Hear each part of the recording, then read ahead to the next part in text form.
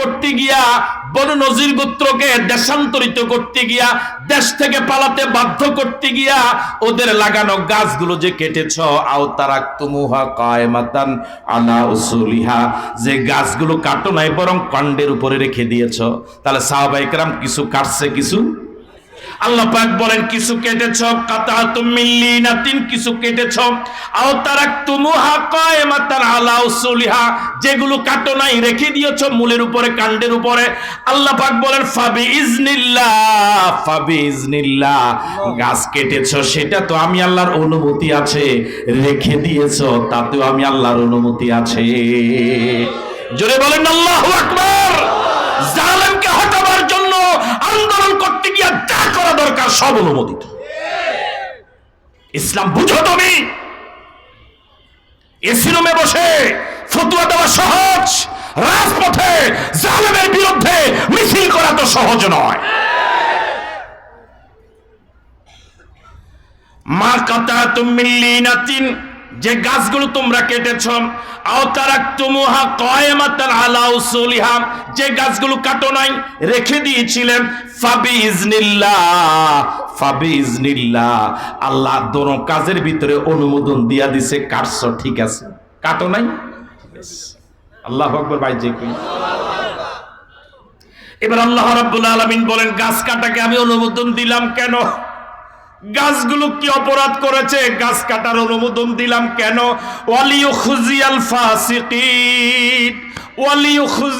ফাসিকিন, অবরুদ্ধ ইহুদি, ওই বনু নজির গোত্র যারা আমার প্রিয় হাবিবকে হত্যা করার ষড়যন্ত্র করেছিল, ঘরের ভিতর থেকে, দুর্গে থেকে যখন ওরা দেখবে আমাদের হাতে লাগানো গাছ, কি সুন্দর গাছগুলো ফসল ধরেছে, আমাদের জীবিকা নির্বাহের মাধ্যম হয়েছে, এই সুন্দর তরতাজাগুলো গাছ যখন আমার সামনে কাটবে তখন কলিজা ফেটে যায়। কথা কয় না কা?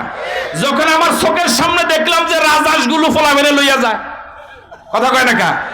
সবজি লইয়া যায়, মুরগি, এরপরে ফাঙ্গাস মাছ, তখন তো অবস্থা এরকম যে জমিন ফেটে যাক, আমি জমিন ঢুকি যাই। কথা কয় না কা? আল্লাহ বলে লিউখজিয়াল ফাসিকিন, পাপিষ্ট, অপরাধী, দুর্নীতিবাজ, এই জাতীয় লোকদেরকে এই গাছগুলো কেটে এই গণভবন তছনছ করে আল্লাহ লিউখজিয়াল ফাসিকিন, অপরাধীকে অপমান করেছে। আমার চোখের সামনে আমার রাজহাঁসগুলো নিয়ে যায়, আমার কাপড় চোপড় সব লইয়া যায়, এর থেকে বেইজ্জতি। যদি লজ্জা থাকতো জীবনে আর ফোনে কারো গলায় কথা কইতো না। ইজা ফাতাকাল হায়া ফাফআল মা শিতা, রাসূল বলেছে বান্দার যখন লজ্জা চলে যায় তখন আর সে যা ইচ্ছা তাই করতে পারে। আমার আশ্চর্য লাগে, এত অপরাধ করার পরে, এত অপমানিত হওয়ার পরে মানুষকে কথা শুনায় কেমনে, চেহারা দেখায় কেমন। ওয়ালিউখজিয়াল ফাসিকিন,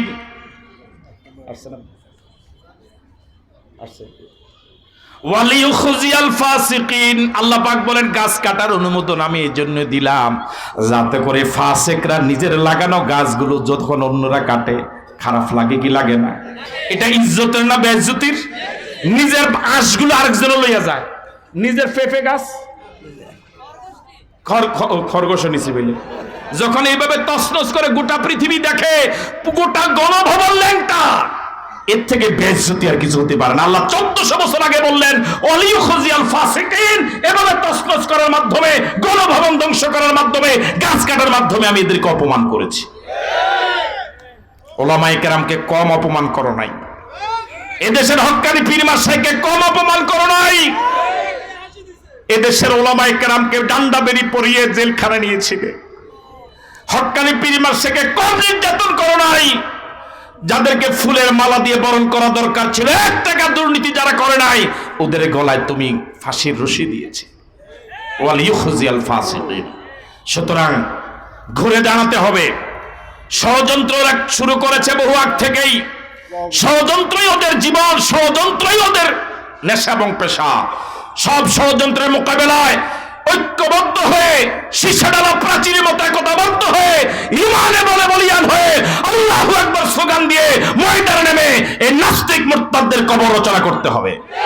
পারবে ইনশাআল্লাহ? পারবো। কারা কারা পারবো? 2 হাত তুলে দেখায়।